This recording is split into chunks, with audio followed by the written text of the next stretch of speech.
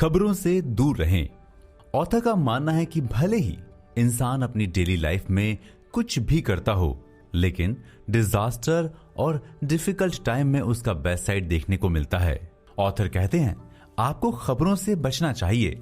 हालांकि इस बात को लेकर इस किताब का काफी विरोध भी किया गया, खासकर न्यूज चैनल्स ने।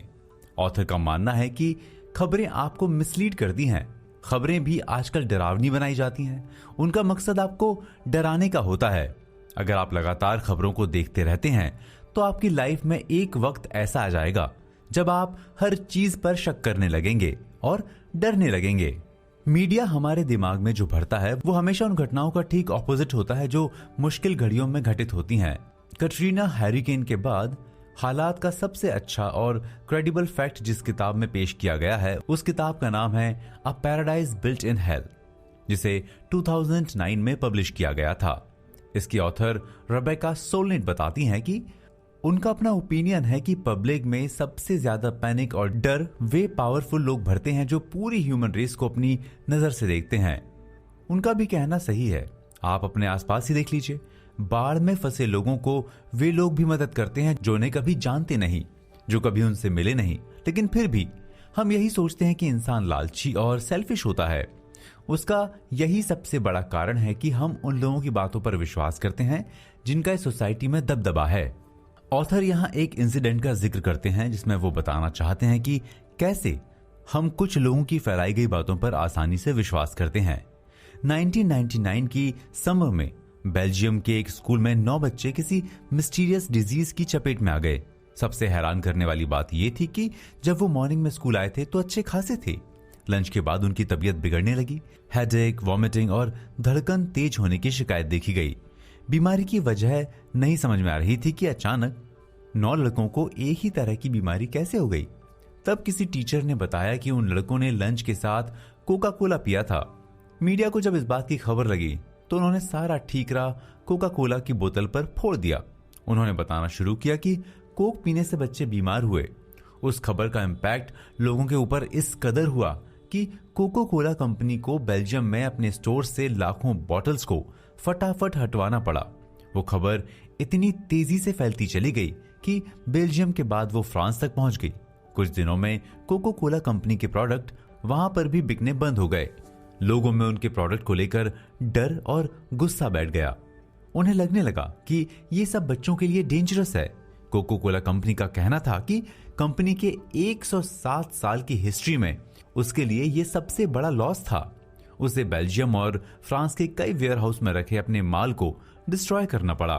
फाइनली कंपनी को $20 करोड़ से भी ज्यादा का लॉस हुआ था। फिर इस पर रिसर्च शुरू हुई क्योंकि जिन लोगों में इसका डर भर गया था उनके डर को भगाने के लिए हकीकत बताना जरूरी था।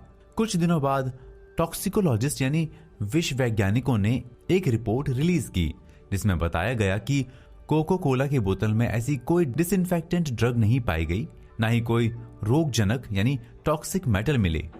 इसके बाद उन्होंने सैकड़ों मरीजों के ब्लड और यूनिट के सैंपल्स को एग्जामिन किया।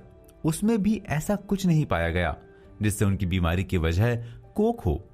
हालांकि साइंटिस्ट्स उस बीमारी के सिम्टम्स का कोई भी केमिकल कारण ढूंढने में सफल नहीं हुए जिसके सिम्टम्स तब तक 1000 से ज्यादा लड़कों और लड़कियों में पाए जा चुके थे।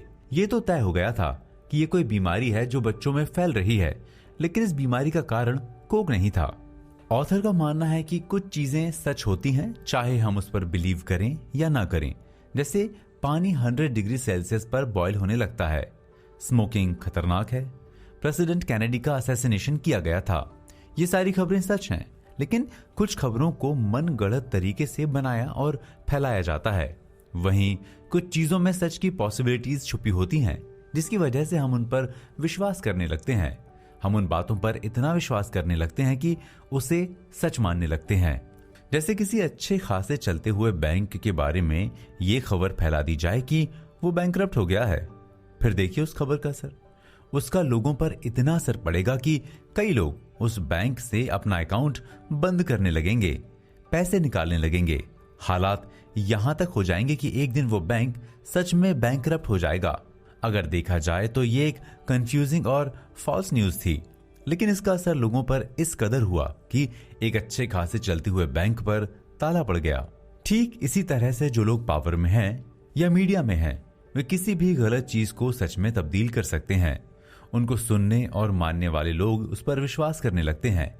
यही कारण है कि आज पूरी दुनिया में कई चीजों को लेकर उथल पुथल मची हुई है। तो आइए इसी के साथ बढ़ते हैं अपने अगले चैप्टर की ओर, जिसमें हम प्लेसिबो इफेक्ट के बारे में जानेंगे। जब आप इस फैक्ट को जान जाएंगे तब आप अपने नेचर को भी काफी हद तक समझने लगेंगे। आप पर आपकी सोच और सामने वाले के बताने का क्या असर होता है।